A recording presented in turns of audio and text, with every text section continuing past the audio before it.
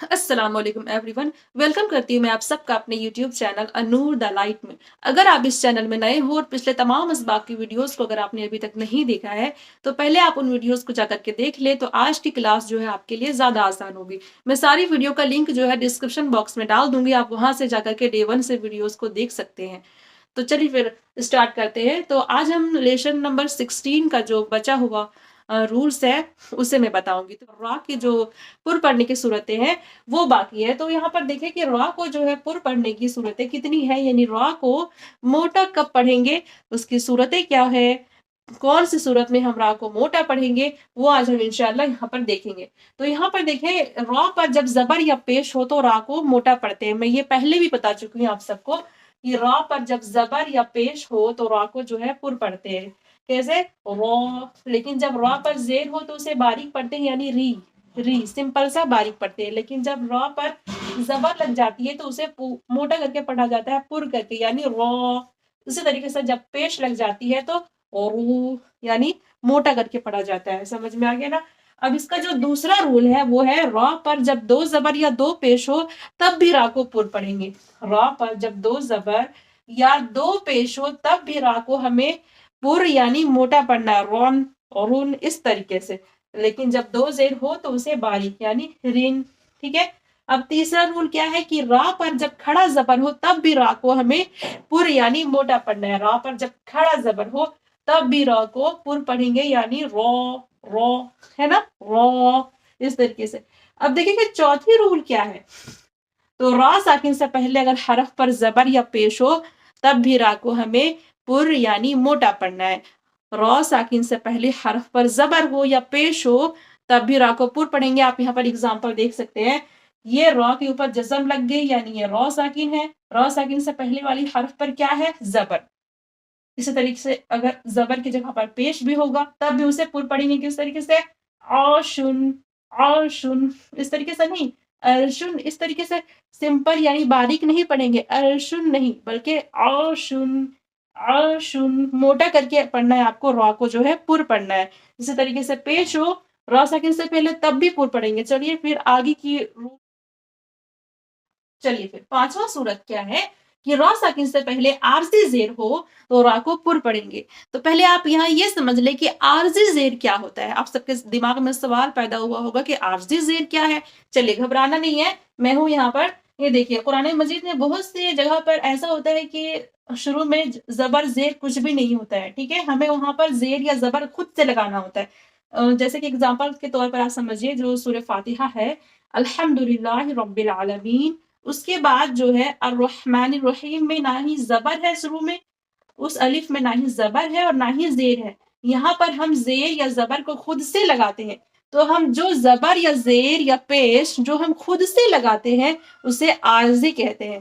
جو قرآن مجید میں خود سے لگا ہوا نہیں ہے، پہلے سے لگا ہوا نہیں ہے، ہم زیر یا زبر کو جو ہے خود سے لگاتے ہیں، وقف کے بعد جو آتی ہے حرف، تو وہاں پر زیر یا زبر جو ہم خود سے لگاتے ہیں تو خود سے لگانے کو عارضی کہتے ہیں۔ تو یعنی کہ را ساکن سے پہلے عارضی زیر آ جائے، یعنی خود سے ہم زیر کو لگائے، تو وہاں پر بھی ہم را ساکن کو پر پڑھیں گے، یعنی را کو پر پڑھیں گے۔ عارضی زیر یہاں پر دیکھ سکتے ہیں، الحمدللہ رب العالمین کے بعد یہاں پر الف میں نہ ہی زبر ہے نہ ہی زیر ہے، ہم یہاں پر زبر کو خود سے لگاتے ہیں، یعنی الرحمن الرحیم، ہم یہاں پر زبر کو خود سے لگائے، یعنی یہ عارضی ہو گیا، عارضی زبر۔ تو عارضی زبر یعنی را ساکن سے پہلے عارضی زیر آ جائے، عارضی زیر، تو اس را کو ہمیں پر پڑھنا ہے، موٹا کر کے پڑھنا ہے۔ عارضی زیر لگ چکی، یہاں پہ کوئی زیر نہیں تھا، ہم یہاں پر زیر کو خود سے لگائے، تو اب ہمیں یہ را کو جو ہے پر پڑھنا ہے، یعنی ارجع، ارجع، اس طریقے سے، ارجع، اس طریقے سے نہیں پڑھنا ہے، یہ بالکل غلط طریقہ ہے، معنی مطلب بھی اس کے چینج ہو جاتے ہیں۔ تو اسے ہمیں پر پڑھنا ہے کس طریقے سے، ارجع، منہ کو جو ہے بالکل گول کر دینا ہے، منہ بھر کر پڑھنا ہے، ارجع، سمجھ میں آ رہی ہے نا؟ چلیے پھر چھٹے رول کو دیکھ لیتے ہیں۔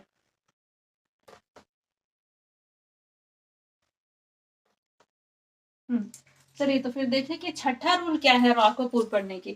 تو را ساکن سے پہلے زیر دوسرے کلمے میں ہو تو را کو پر پڑھیں گے، را ساکن سے پہلے زیر دوسرے کلمے میں ہو تو یہاں پر آپ غور سے سمجھیے کہ دوسرے کلمے سے مطلب کیا ہے، کلمہ کیا ہوتا ہے، پہلے آپ یہ سمجھ لیں۔ اگر میں آسان لفظوں میں سمجھاؤں تو کلمہ جو ہے شبد کو کہتے ہیں. جس طریقے سے اکشروں کے میل سے شبد بنتا ہے اسی طرح حرفوں کے میل سے کلمہ بنتا ہے. ٹھیک ہے، ایک ایک حرف مل کر کے جو ہے کلمہ بنتے ہیں.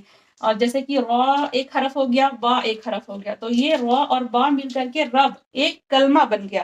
جیسے کہ آپ کو آسان شبدوں میں سمجھاؤں تو آپ یہاں پر دیکھ سکتے ہیں اکشروں کے میل سے کیا بنتا ہے، شبد بنتا ہے. کس طریقے سے یہاں پر آپ دیکھ سکتے ہیں، یہ دیکھیں کتنے اکشر ہیں یہاں پہ، 1 2 3 4، ٹوٹل 4 ہے. ش ر ب ت، ان 4 اکشروں کو میں نے ملائی تو کیا بن گیا، شربت، ایک شبد بن گیا.